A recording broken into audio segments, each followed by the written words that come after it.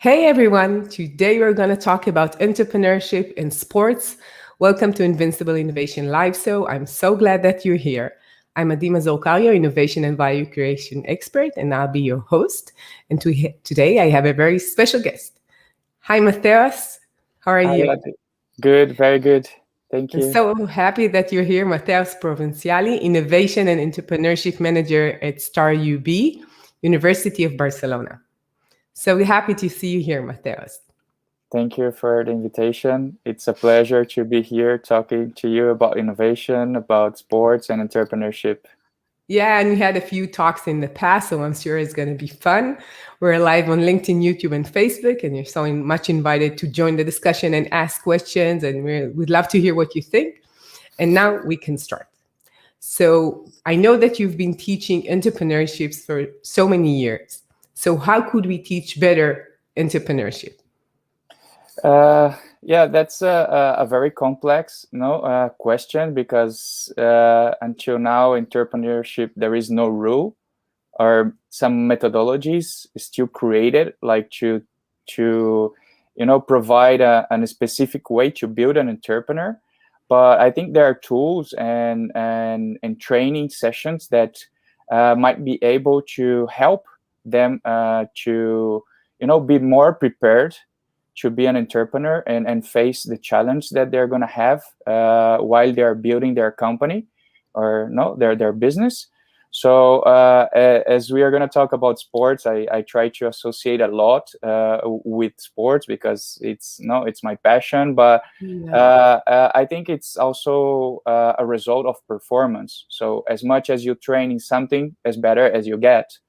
So if we apply that to entrepreneurship, it's pretty much the same. So we need to train in a holistic way different characteristics for us to improve all of them. So what we do is we analyze and create a diagnostic of the competences that the entrepreneurs they already have, and identify they do not have a very good level of it, and start working on it. So that's one of the ways I try to manage with the students that I have, and also the projects that I'm mentoring at the StartUB.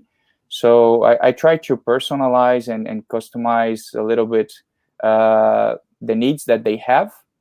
But it's like entrepreneurship, it's all about mindset too. So it's how you can find a way to overcome situations. People put it like problems. I think it's just situations that are steps that you need to go through, overcome, and see what are the learning process that you have from each one of them.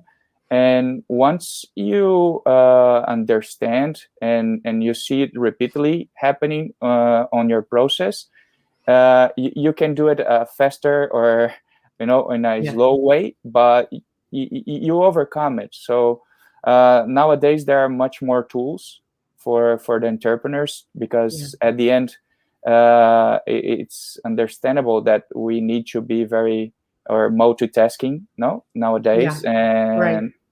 But we have more tools to do that, and to see and to test and to try to understand how can we improve in each one of these areas.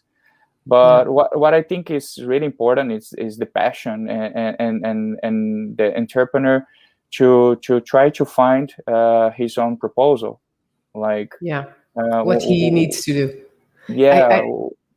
I think the analogy between someone who's doing sports and someone who's doing entrepreneurship is it makes sense. And I know that you've done both, and we're going to talk about that one afterwards.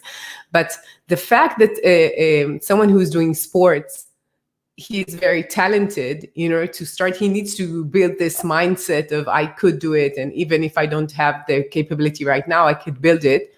Still, they need these core capabilities.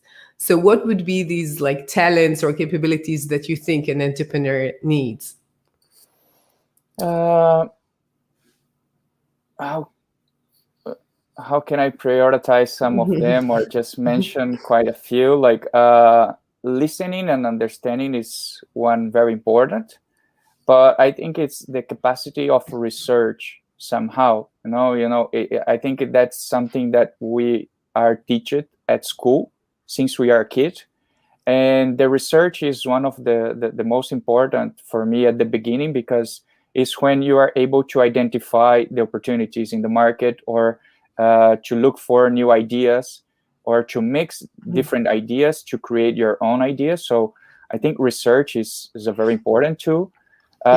Communication for sure. Like I think there are no entrepreneurs that they have not been a good communicators. I think it's important, because you need to talk to people, you need to sell your product, you need to sell your ideas. So that's what we try to empower either, and to train a lot, because it's all about training. As much as you train, better you get. So this is one point. I think the capacity to build teams, like to be related with people, understand their problems, their situations, and try to align. And I know another thing that I suppose that is very important either is the project management capacity. Like how you manage the time and the execution that you have to do. If you need to work on in so many different areas, it's important to understand how long you're going to dedicate for each task that you have to do alongside your daily activities, and try to find this balance to achieve your goals. Yeah, I think that what you mentioned about the research is like the capability to be open-minded and curious. Because if you don't have these two, you will not be willing and really able to do that appropriately, I guess. And I think that one more thing that I would add to what you've said is persistence or grit. So the same thing that you have when you want to be like a really good marathon runner, you have the same thing when you want to be a very good entrepreneur, successful, and to get to a point that you're achieving good results. Sometimes we create this separation about the innate characteristics that it comes with you and you develop, but for sure the capacity of resilience, like to support and to understand that things takes time for you to build it. So it's this capacity. I think every entrepreneur has it. Ones more than other ones, and the ones that really achieve success, I think, are the ones that are able to handle this situation for a quite long time than other ones, because things doesn't come fast. Yeah, you need to have that in life in general, but if you want to be in this roller coaster of entrepreneurship, you really need that. So let's go into the startups world within sports. So what is important for us to know when creating a new startup for a sports startup? How is it different? I had been working for quite a long time in the sports industry and observing different kind of startups.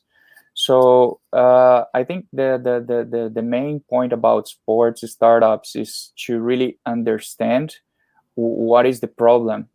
Because sometimes many projects, they just try to create solutions supposing that will be applicable to sports, but they don't even understand the pains of that the institutions, like the organizations, like clubs or federations, or also the athletes and the coaches.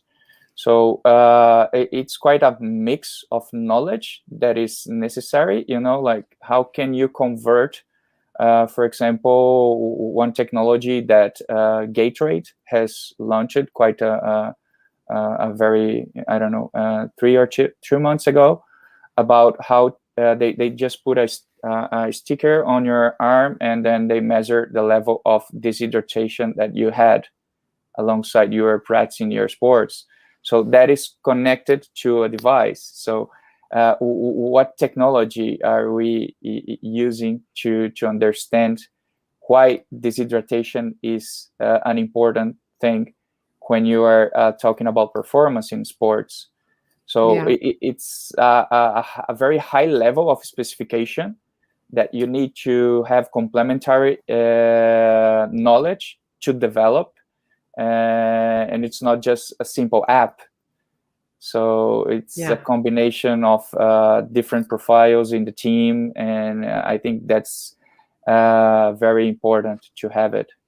Yeah, but what you mentioned, that you need to really know the industry and the people and who's you're building for, and you gave example of the athletes and the coach and the federation, so forth, is something that you always need to know who you're building for, who are the end users, who is the client, who is going to pay, so forth.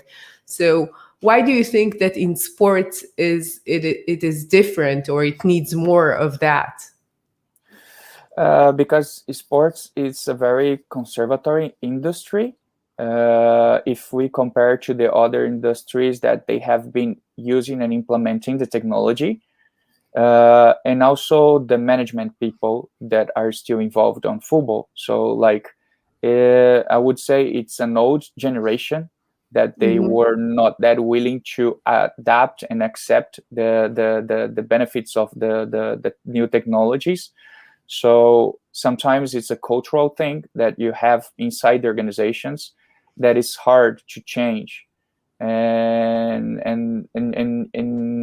they do not see all the intangible value that the technology could provide to the club in the first moment. But it has been changing. It's not like it's easy to say nowadays, not about the crypto and the blockchain and all these technologies that on the financial system they have come like many years ago. No, it's not like in sports. We are progressing, but we still have this component that we have to find also the balance to use the technology, but do not lose the body activity. Know that we still are human-centered on sports, and how technology will influence until a certain level. So we need to care about that too, which is important. And that's why I think, and there are a lot of bureaucracy too, when you're going to sell to these kind of organizations. For you to be able to put your business into the sport industry, we know there are big players that they already, own many outlets for you to introduce your solutions.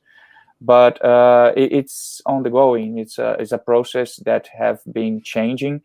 I'm not sure if the community or the audience is aware, but like Barcelona, 3 weeks ago, have launched a project to become one of the biggest sports startup hubs here in Europe. Oh, so, I didn't know that. Yeah, the Olympic Stadium, it will become a hub where they are going to be incubated in sports in startups, and will be a lab for new sports startup to develop new technologies. So for esports either, so Barcelona won position itself as one sports hub, very important in the world. So we have to take advantage of the brand that has been built since the 92 games. Yeah, I'm sure that you have the brand, when you're saying Barcelona, especially like football. I think that most people, even me, when I went to Barcelona, I went to visit your stadium. So, and I'm not a sports person. So I guess that leveraging that brand and their awareness, it really makes sense to start growing these companies in Barcelona and in the area. But what I think that what I'm hearing from you is the sports industry is not that different than any other industry, which is very established, traditional, successful, and that have lots of resources. And if you're taking maybe banking or finance, which is very different, but in that aspect, it's very the same. The fact that they're doing so much money currently and they're so successful currently makes them think again and again, do they really want to try something new because it's working? And the only thing that could move them is if another like their competitors will try something and it will work. and then they will have no other option just to do, because maybe the players will play better or something would be like affecting their revenues, and then they'll need to do it. The question is, could they do it fast enough once it happens? Nowadays, they are much more prepared, and they have already teams incorporated, at least at the big clubs. They already have teams. For example, Barca here, they have the Barca Hub either. So they are propelling innovation, not just in these 3 different levels, but they have and accepting startups either, and they have their own projects inside, because it's also the way you want to position yourself as a leader or not. So if you just wait for other ones to launch previous than you, so you won't be the first, you won't be the leader, you are not as innovative as other ones. You are just copying or representing what the other ones are doing. So I think it's nowadays they have this capacity to do that, the bigger clubs, but it still depends on the people that they have behind to manage and to be able to create all these innovations, and pretty much it's about experiencing, because they have the players, the football clubs, they are becoming, as I say, entertainment companies nowadays. Right. They have a very huge audience, so Sure. it just depends the way they want to relate with these people, because nowadays they have a lot of information about their fan base, and they can personalize and create different experience considering the different ages of fans that they have. Of course. So we just talked before we started that for me, when we're saying innovation in sports, it's like, I don't know, they're playing with the same ball, the same place. It doesn't look so innovative. Like a few years ago, it seems the same to me. So could you tell us about a few examples of very successful sports startups and innovation that you know about? Yeah, we can look at many different levels, as was mentioned to you before. Like we can look at since the athletes side, like the development since 100 years ago. Like we can start with the ball. The age of the ball, it just got lighter, like faster. It changed completely. The materials use it. Since like the cleats, the boots for the football players, the age, the size, the same. Like nowadays, it may be age 116 grams, which is very light. Like the textile for the the equipment, it's just appropriated for them to dry themselves and improve performance somehow. So that could be one analysis. We could look at the technology, like the VAR or the line goal, and the cameras, all the technology that has been implemented to improve the game as itself. And also on the management team, on the clubs, like the innovation is not just about the technology, but also the entire culture, as I was saying. Like how can we innovate in processes, which is what are the lack, that is the big lack that they have into these organizations. It's like not just how to generate it and to be a creative, but how to implement it and make things in a different way. That is part of the changing that has been happening quite a few years. Yeah, I could imagine the training is something that innovation is involved in, really, because training is really getting these athletes ready and making them better.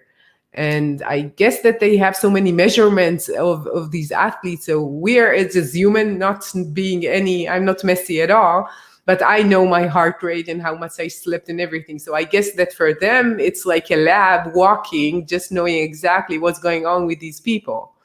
Yeah, their technology also for recovering after the trainings, after the games, injury and just regular technology for them to recovering faster after the game. So that's another technology that is very linked with health. that is for sure combined for this kind of analysis.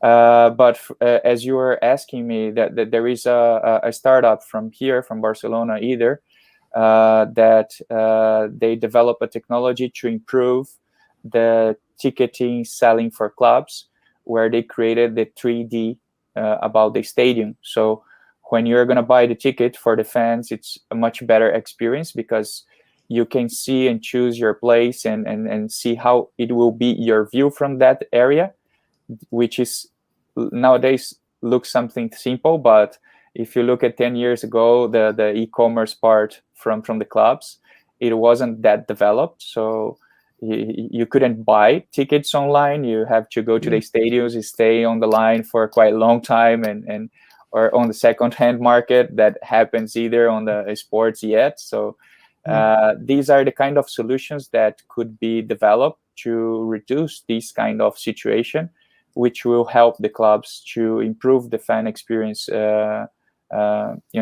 they attend to these kind of events. Right.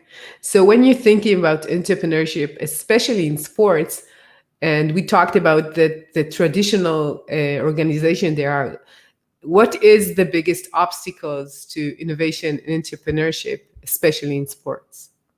I think is still the lack of resource to invest in more initiatives. For example, I could say I had worked with the Singapore government to develop a technology for table tennis. So it's not just about football; it's in many different sports, and which your country is already good. There are technologies that will help you to improve, but now they have this budget to invest in improving in their athletes, because the countries, they already figure out that like how is impactful one gold medal in Olympic Games to promote sports to their future generations. So the swimmer from Singapore, after he won his first gold medal, there was a boom in Singapore that people just get more involved with sports, and it happens in our countries. So it depends. It's part of strategic, for the countries in these terms, if you want to promote more sports activities. And it's not just about the technology. The technology is one way for us to know about what we are doing and what data we want to collect from these kind of activities that we are doing. But since a long time ago, I think since sports started, it's more about physical activity. And it's an initiative. So you have to start. You have to practice and do it. Yeah, I think that you mentioned two things. First is like we need the resources and the policies in order to do that, because we need to invest in it in order for that to grow. And second, the goal for a country to make people be more active and do more sports, it's not that obvious in all of the countries. But for me, if you ask me, I would say that it's like health and mental health and communities. And there are so many things that could be done through sports. But when I imagine like Singapore, what would be the first thing that would come to their mind if they want to invest in sports? What would come to their mind? Like health. It's because they want the people to be healthy and like pay less for health services, or because like there are many studies that prove that people that are more active sports activity, they have longer life. So it's like for us and for me, I try to promote sports either because it's like the same way we have to eat 3 times a day, or we have to shower and shave our teeth. So like you have to do sports too. It's part of your life that you have to activate your body. And if we just go back to the old times on the society, the development that many of the activities were manually. So that was the part of life that was included in our work life, but it was associated with personal and body activities. Right. And then with the technology, people just let this and reduce the amount of body activities on their personal life, which is not good. So and also there are research about in companies, people that practice more sports, they're more willing to to do not get sick, to attend more to the workplace. So it's a benefit for everyone, and it's about conscience. No, the same way we have to be related to our friends and socialize, and I think we have figured out more than ever, no, with this pandemic situation. Right. So sports is the same. It's part of our life that might be included in our daily activities. The first thing that comes to my mind is esport, because esport is not really, it's moving your thumbs, I guess, like this. But I had a talk with my teenage boy yesterday, and I told him, with all due respect to esport, it's not sports. And he said, yeah, it's going to be in the Olympics. It's the same as like running.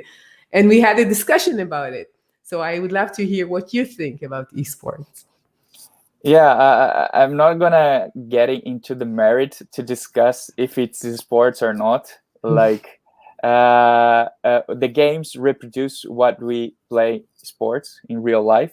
No, some of them, others don't. But like if we talk specific about sports, it's an industry that is growing a lot, and they are caring about their players as they're caring about football players. No, the industry is developing itself very fast, that they are getting very well paid to do that, but they are getting also complementary support.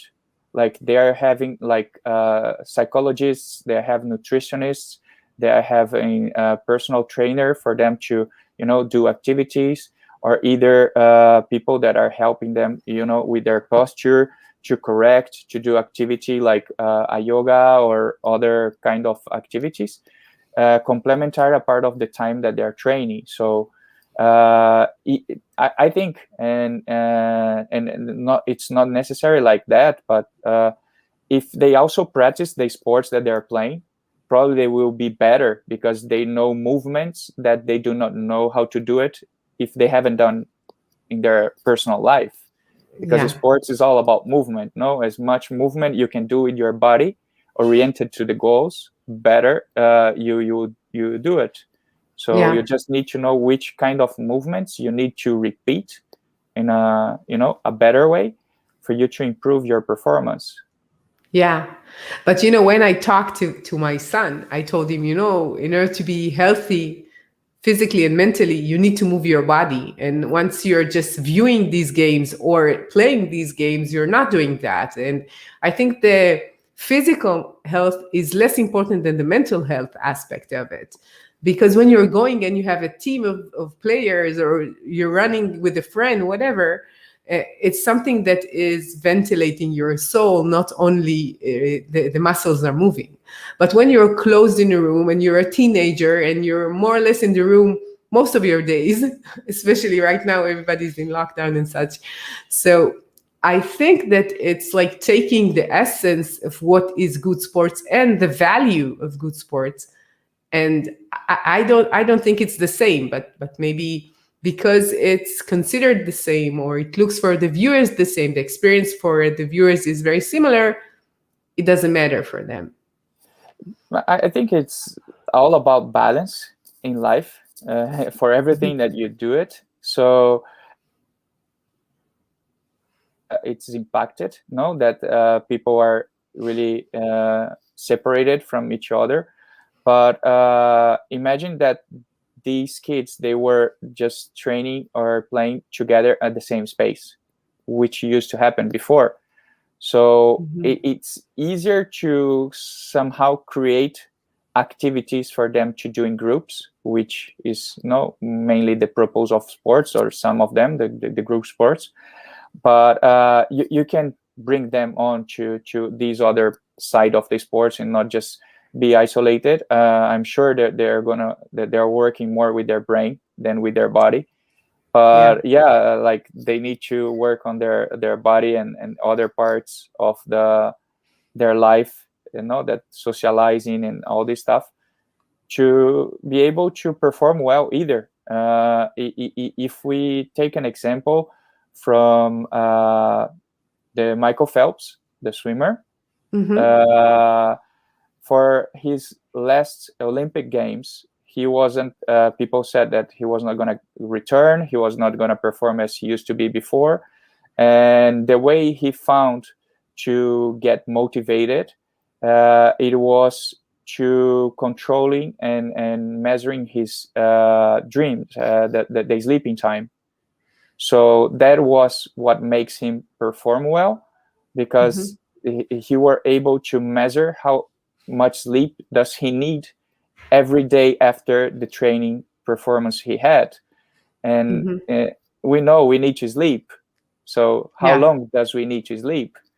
So it's all about balance too, and performance depends on our body conditions in everything we do. Sure, I totally agree. So if we're going back to startups and teaching people to be entrepreneurships and to be entrepreneurs, like what do you think is the most important element for a successful startup, especially in sports?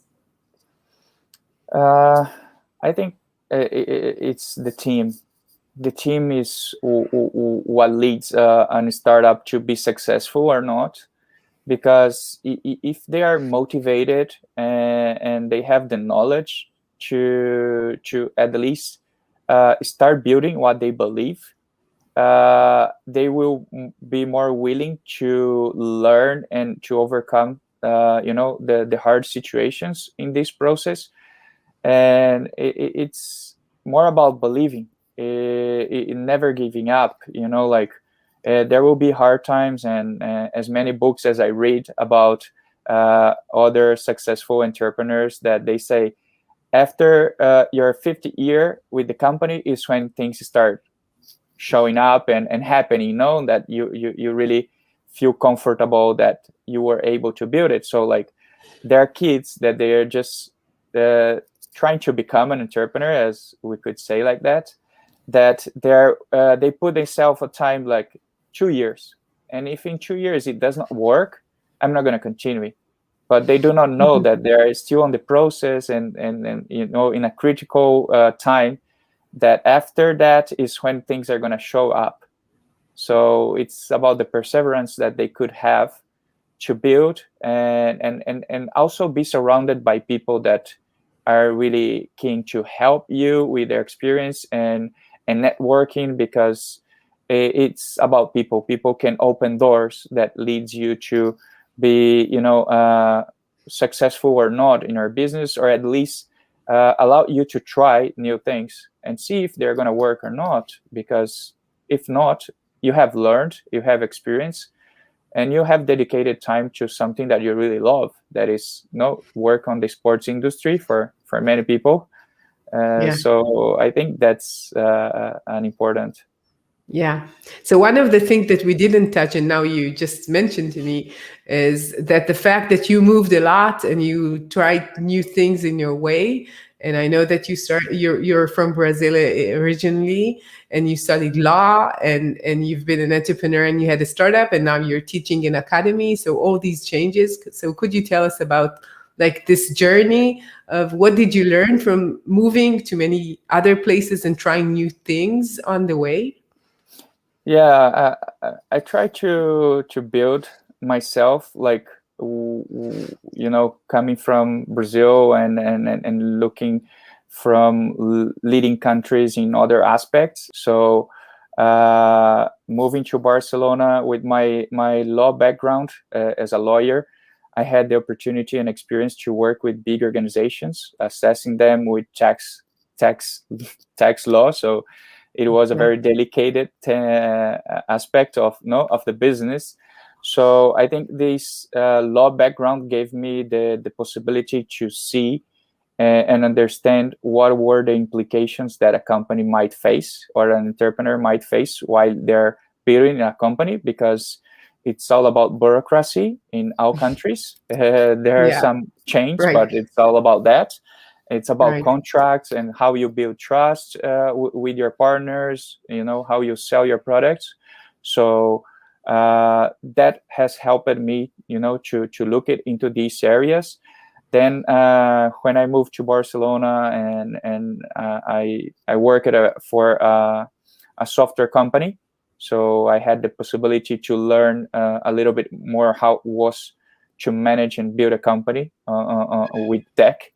And then it leads me to build my own company. That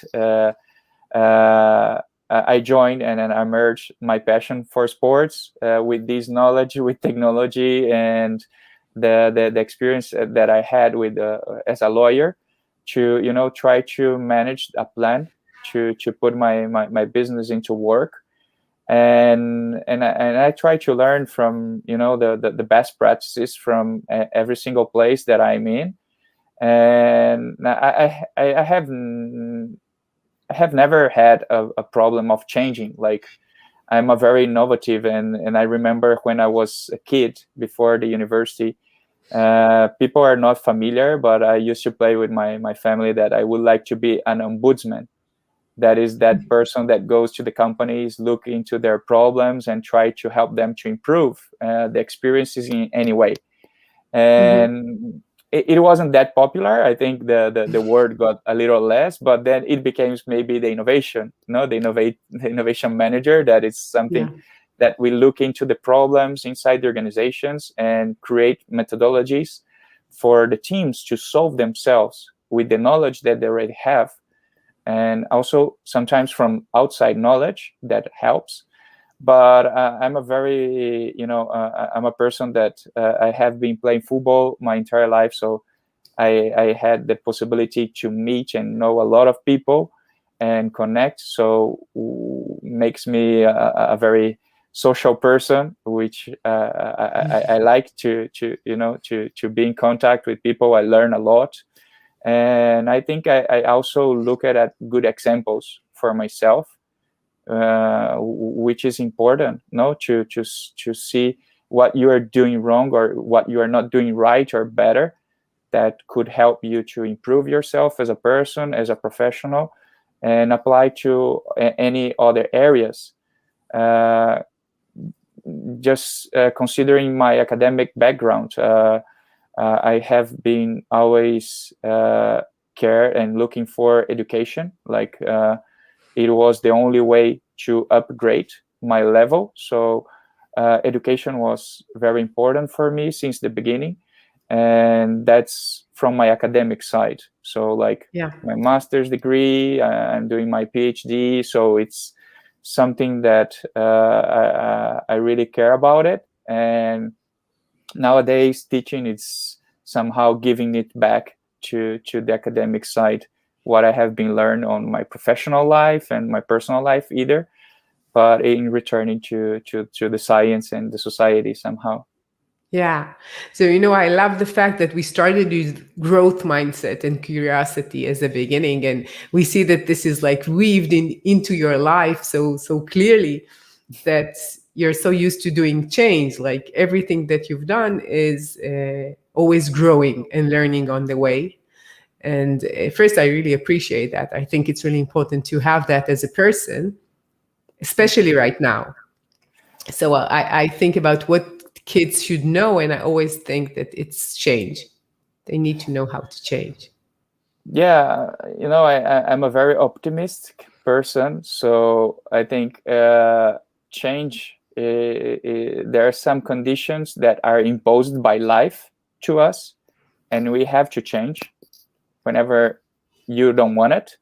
Yeah. But there are changes that it competes to us to do it.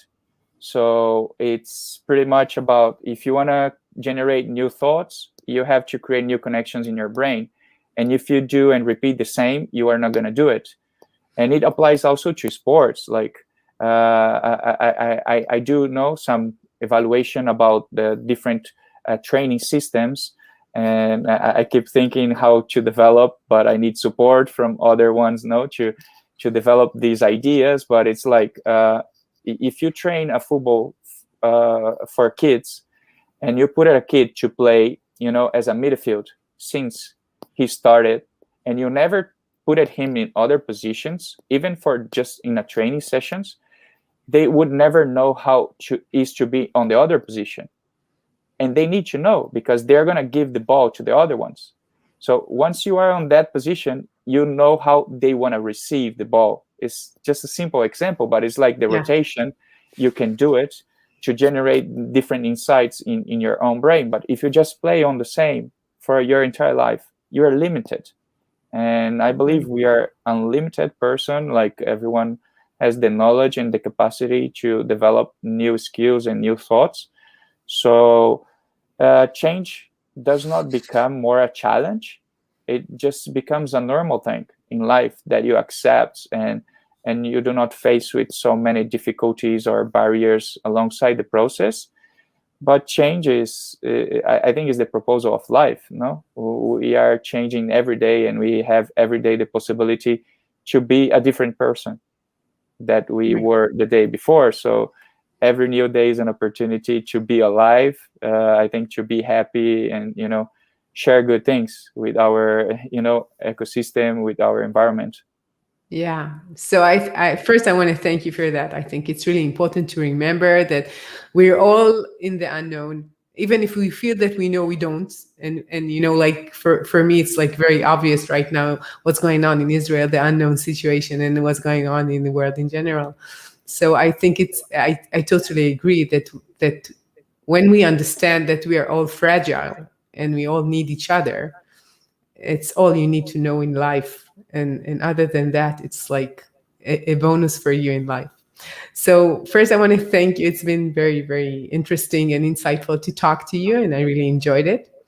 And I want to ask you where people could hear more about you and contact you if they want.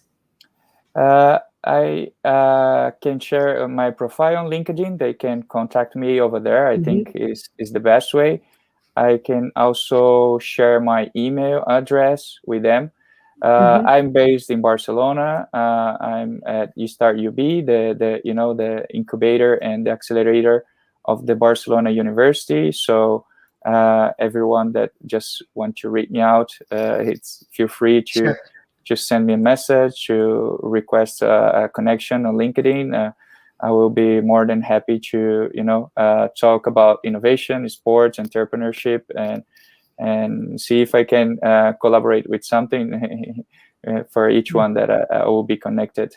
Adi, I really want to say thank you for your invitation again, for this time with you. It's a pleasure to be talking to you. I really enjoy it. The way you conduct the interviews and the questions.